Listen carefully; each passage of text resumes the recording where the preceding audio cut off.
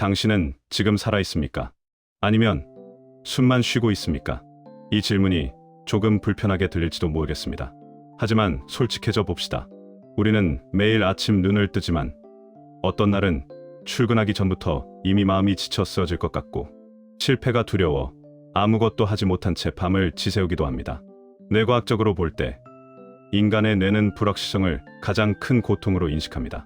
그래서 우리는 끊임없이 안전한 선택을 하려 하고 도전보다는 안주를 택하죠. 그런데 놀랍게도 MRI도 심리학도 없던 400년 전 인간의 이 나약한 본성을 뼛속까지 꿰뚫어본 한 남자가 있었습니다. 바로 윌리엄 셰익스피어입니다. 많은 분들이 셰익스피어를 그저 로미오와 줄리엣을 쓴 옛날 극작가 정도로만 생각합니다. 학교에서 문학 시험을 보기 위해 달달 외웠던 지루한 이름일 수도 있겠죠.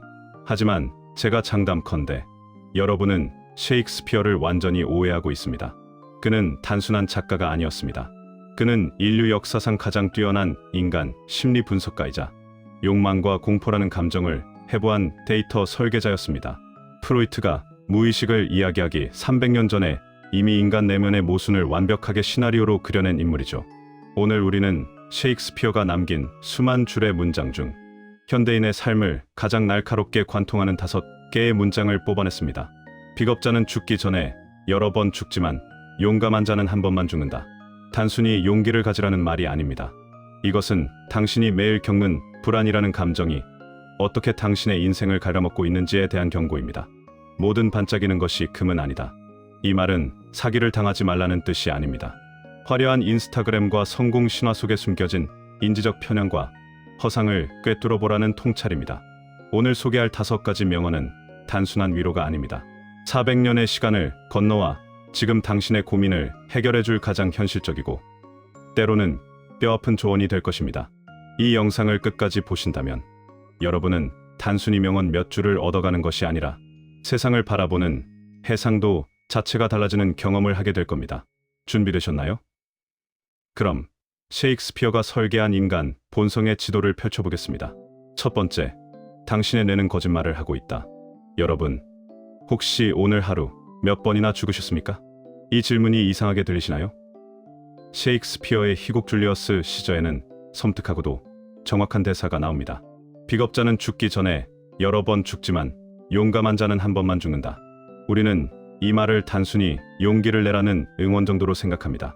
하지만 현대 뇌과학의 관점에서 이 문장은 소름 끼치는 사실입니다. 인간의 뇌는 상상과 현실을 명확히 구분하지 못합니다. 여러분이 내일 있을 중요한 면접을 걱정하며 밤을 설칠 때, 혹은 사랑하는 사람이 떠나갈까 봐 불안해할 때, 우리 뇌의 편도체는 실제로 재난이 닥친 것과 똑같은 스트레스 호르몬, 코르티솔을 뿜어냅니다. 즉, 여러분이 실패를 상상할 때마다 여러분의 신경계는 실제로 실패를 경험하고 있는 겁니다. 거절당할 것을 두려워하며 시나리오를 100번 쓰면 당신은 마음속에서 이미 100번 거절당한 고통을 겪은 셈이죠. 이것이 셰익스피어가 말한 여러 번의 죽음입니다. 고대 스토아 철학자 세네카도 말했죠. 우리는 현실보다 상상 속에서 더 고통받는다. 우리는 일어나지도 않은 일을 미리 당겨와서 스스로에게 형벌을 내리고 있습니다. 반면 용감한 자는 어떻습니까? 그들이 두려움이 없는 게 아닙니다. 그들은 단지 고통의 시뮬레이션을 끄는 법을 아는 겁니다. 매를 미리 맞는다고 덜 아픈 게 아닙니다. 매는 맞을 때 딱 한 번만 아프면 됩니다. 그러니 지금 스스로에게 물어보세요. 나는 지금 진짜 칼에 베인 것인가? 아니면 상상 속의 칼에 베어 피를 흘리고 있는가? 상상 속의 칼을 내려놓는 순간 당신은 불멸의 존재가 됩니다. 두 번째, 기억을 조작하는 마법. 자, 이제 두려움이라는 시뮬레이션을 껐다면 우리는 행동해야 합니다. 그리고 그 행동의 끝에는 무엇이 기다리고 있을까요? 셰익스피어는 아주 간결하게 답합니다. 끝이 좋으면 모두가 좋다.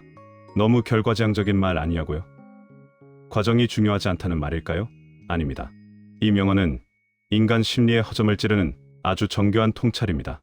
노벨 경제학상 수상자 데니얼 카너먼은 피크 앤드 법칙 룰을 이야기했습니다. 인간은 과거의 경험을 전체 평균으로 기억하지 않습니다. 가장 강렬했던 순간과 마지막 순간, 딱 이 2가지로 그 기억 전체를 평가한다는 것이죠. 예를 들어볼까요? 10년 동안 지독하게 싸우고 힘들었던 부부라도 마지막 이별의 순간이 아름답고 서로를 존중하며 끝났다면 그 10년은 성숙한 사랑으로 기억될 수 있습니다. 반대로 매일 행복했어도 마지막이 배신으로 얼룩진다면 그 시간 전체가 지옥으로 남습니다. 이것이 바로 끝이 가진 힘입니다. 마지막 장면이 장르를 결정합니다. 이 말은 우리에게 엄청난 희망을 줍니다. 왜냐고요? 여러분의 과거가 아무리 엉망진창이었더라도, 지금 겪고 있는 과정이 아무리 고통스럽더라도 아직 엔딩 크레딧은 올라가지 않았기 때문입니다. 여러분이 지금 실패했다고 느끼나요? 그렇다면 그것은 결말이 아닙니다. 아직 과정 중에 있는 것이죠. 영화 베스트 엑조틱 메리골드 호텔의 명대사처럼 결국엔 다 괜찮아질 것입니다. 만약 아직 괜찮지 않다면 그건 아직 끝이 아니기 때문입니다. 셰익스피어는 우리에게 편집권을 쥐어주었습니다. 당신의 인생이라는 영화. 지금 이 장면이 비극 같아. 그럼 아직 끝내지 마. 해피엔딩이 될 때까지 씬을 더 찍어. 이것이 바로 400년을 관통하는 회복 탄력성의 본질입니다. 세 번째, 물리학을 거스르는 유일한 에너지. 여러분, 이 세상에서 가장 무거운 것은 무엇일까요? 셰익스피어는 그것을 태산이라고 표현했습니다. 하지만 저는 이렇게 묻고 싶습니다. 여러분의 발목을 잡고 있는 현실의 무게, 실패에 대한 중압감, 도저히 넘을 수 없을 것 같은 벽. 그것들은 물리적인 삶보다 훨씬 더 무겁게 우리를 짓누릅니다. 물리학에서는 이를 중력이라고 하고 인생에서는 이를 시련이라고 부르죠. 그런데 셰익스피어는 단언합니다. 참된 사랑의 힘은 태산보다 강하다. 이 말을 그저 로맨틱한 연애 대사로만 듣지 마십시오. 이것은 에너지, 보존 법칙을 뛰어넘는 인간의 초월성에 대한 이야기입니다. 영화 인터스텔라를 보면 차원과 시공간을 초월하는 유일한 것으로 사랑을 꼽습니다. 왜 그럴까요? 사랑은 우리가 가진 논리와 계산을 마비시키기 때문입니다. 이익을 따지는 이성은 태산 앞에 서면 돌아가라고 말합니다. 하지만 대상을 향한 강렬한 애정, 즉 사랑은 우리에게 태산을 뚫고 지나갈 비합리적인 추진력을 제공합니다. 여기서 사랑은 남녀 간의 사랑뿐만이 아닙니다. 당신이 지금 하고 있는 일, 당신의 꿈, 당신의 가족에 대한 지독한 몰입을 의미합니다. 니체는 이를 힘의 의지라고 불렀을 겁니다. 현실의 무게가 태산처럼 느껴지시나요? 그렇다면 방법은 하나입니다. 태산을 깎으려 하지 말고 태산보다 더 큰 사랑을 품으세요. 이 일을 해서 돈을 얼마나 벌까?를 계산하는 사람은 작은 돌부리에도 넘었지만 이 일을 미치도록 사랑하는 사람은 에베레스트도 뒷동산처럼 넘습니다. 당신의 연료는 무엇입니까? 계산기입니까? 아니면 심장입니까? 네 번째, 뇌의 검색 엔진을 켜라. 사랑이라는 연료를 채웠다면 이제는 시동을 걸어야 합니다.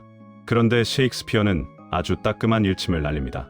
구하면 못 얻을 것이 없다. 그러나 사람들은 입을 벌리고 감이 떨어지기만을 기다린다.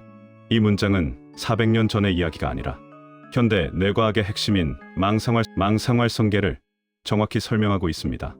우리의 뇌는 매초 수만 가지의 정보를 받아들입니다. 이 모든 정보를 다 처리하면 뇌는 과부하로 터져버릴 겁니다. 그래서 RAS라는 필터가 필요 없는 정보는 걸러내고 중요하다고 생각하는 정보만 의식으로 올려보냅니다. 문제는 이 RAS가 어떻게 작동하느냐입니다. 여러분이 빨간색 스포츠카를 사고 싶다라고 마음먹는 순간 신기하게도 거리의 모든 빨간색 스포츠카가 눈에 들어오기 시작합니다. 차가 갑자기 많아진 게 아닙니다. 여러분이 뇌에게 이것을 찾아내 라고 명령을 내렸기 때문입니다. 이것이 바로 구하면 얻는다의 과학적 원리입니다. 하지만 셰익스피어의 말처럼 많은 사람들이 그저 입만 벌리고 있습니다. 언젠가 좋은 기회가 오겠지. 누가 나를 알아봐 주겠지. 천만의 말씀입니다. 여러분이 명확하게 나는 이것을 원한다라고 선언하고 찾아 나서지 않으면 여러분의 뇌 RAS는 그 기회를 노이즈로 인식하고 쓰레기통에 버립니다.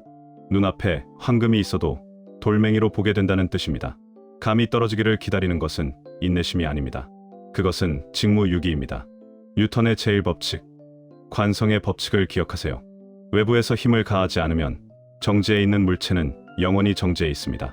여러분의 인생을 움직이고 싶으신가요? 그렇다면 기다리지 마십시오.